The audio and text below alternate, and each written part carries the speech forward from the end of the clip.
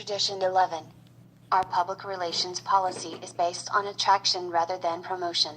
We need always maintain personal anonymity at the level of press, radio, and films. The 11th tradition is the cornerstone of Hnw's public relations policy. But Tradition 11 is only one of 6 traditions that address various aspects of our relations with the public. The 3rd and 5th traditions talk about the primary purpose and ultimate target of our public relations efforts. Traditions 6 and 7 describe the nature of our relations with other organizations, and the 10th tradition details our policy concerning public pronouncements on issues outside the scope of our recovery program. Clearly, our traditions are just as concerned with our public relations as they are with our internal relations. Most Hnw groups have some sort of contact with the public in their everyday affairs. But the public relations spoken of in the 11th tradition are more deliberate than our group's routine encounters with those outside the fellowship. The existence of a public relations policy implies the importance of a public relations program in carrying out our fellowship's primary purpose. Public information work, done properly, is not promotion. Rather, it seeks to make Hnw attractive to those who might need us. As Hnw groups, service boards, and committees, we deliberately and energetically cultivate good public relations, not as an incidental result of our normal activity but as a way to better carry our message to addicts. Narcotics Anonymous is not a secret society. Tradition 11 speaks to personal anonymity, not fellowship anonymity. The better known we are by the public, the more likely it is that addicts seeking recovery, or their friends, relatives, or co-workers, will think of us and know where to find us when they decide to seek help. One way to take part in Hnw's public relations program is to become involved in the local public information subcommittee. The 11th tradition tells us that, when we engage in public relations activity, we are to speak simply and directly of what Narcotics Anonymous is and what we do. We are not to make exaggerated claims about Hnw. Our public relations efforts should be as inviting and non-promotional as our program itself, saying to addicts and society at large, if you want what we have to offer, this is what we are and how we work. If we can be of service, please let us know. Some organizations use celebrity members as public spokespersons, hoping to enhance the organization's credibility by tying it to the celebrity's status. This may be fine for other organizations. But Tradition 11 tells us in no uncertain terms that, in Hnw's public relations efforts, we must never do this, not with celebrity members, not with any member. If our fellowship used a celebrity member in a public announcement about Hnw and the celebrity later relapsed or otherwise suffered a loss of prestige, what good would that do our fellowship's credibility?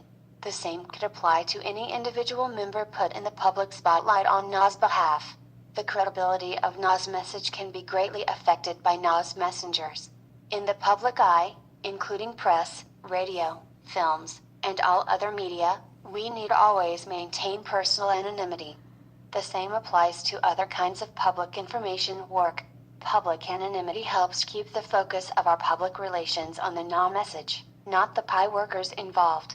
We never do PI work alone because a team, even a pair, better displays Hnw as a fellowship to the public, while individuals tend to draw attention to themselves.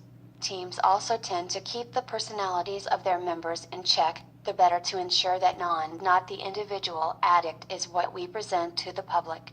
The truism that an addict alone is in bad company applies to our public relations efforts just as well as to our personal recovery. In most circumstances, though, personal anonymity is a purely personal decision. However closely we may have guarded the secret of our addiction, most of those close to us probably knew we were in trouble when we were using. Today it may be helpful to tell them about our recovery and our membership in Narcotics Anonymous. Other circumstances may also warrant the disclosure of our Hnw membership. When a friend tells us about the struggles another person is having with addiction, we may want to let that friend know about Narcotics Anonymous and what it has done for us. When a co-worker has a drug problem, we may want to share our experience with that person. None of us will want to indiscriminately trumpet all the gory details of our addiction to everyone in town, nor will we disclose our Hnw membership to everyone we meet. When we think we may be helpful to someone, however, it may be appropriate to share a bit of our story and the recovery we've found in Narcotics Anonymous. All our members play a part in our public relations, whether or not they're involved in public information work. When individual addicts demonstrate recovery at work in their lives, they become our strongest attraction, a living testament of Hnw's effectiveness. Seeing us now, those who know what we once were like will spread the word to those they meet that Hnw works. The further that message is carried, the more likely it is that addicts seeking recovery will be attracted to the warm, loving support of our fellowship. By the same token, we must remember that, wherever we go, we always represent Hnw to some degree. If we are seen acting poorly while we prominently display a Hnw logo on our t-shirt, we carry a distinctly unattractive message about our fellowship to the public.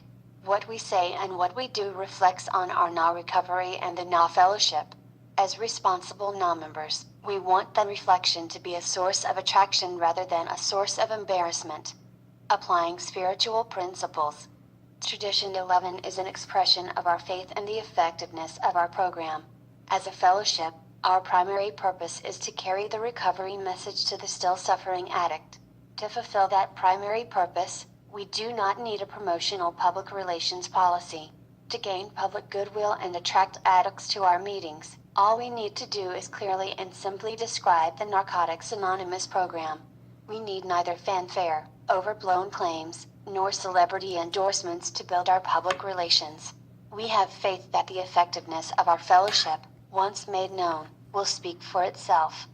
The principle of service, critical to the application of our 11th tradition, is not a passive principle. To be of maximum service to the still suffering addict, we must energetically seek to carry our message throughout our cities, towns, and villages. Our public relations policy is based on attraction, to be sure, not promotion.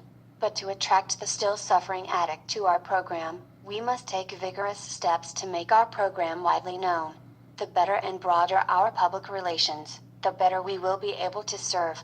Earlier in this chapter, we spoke of the more practical aspects of public anonymity.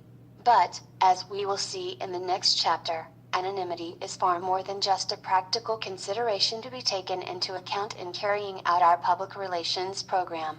Each of us has our own life, our own words, and our own story, all adding dimension and color to the message of our fellowship. But the message we carry to society is not the message of how great we are as individuals. The primary purpose of our public relations efforts is to tell the story of Narcotics Anonymous and what our program offers to the still suffering addict. Our practice of public anonymity is built on the spiritual foundation of all our traditions, ever reminding us to place principles before personalities. Tradition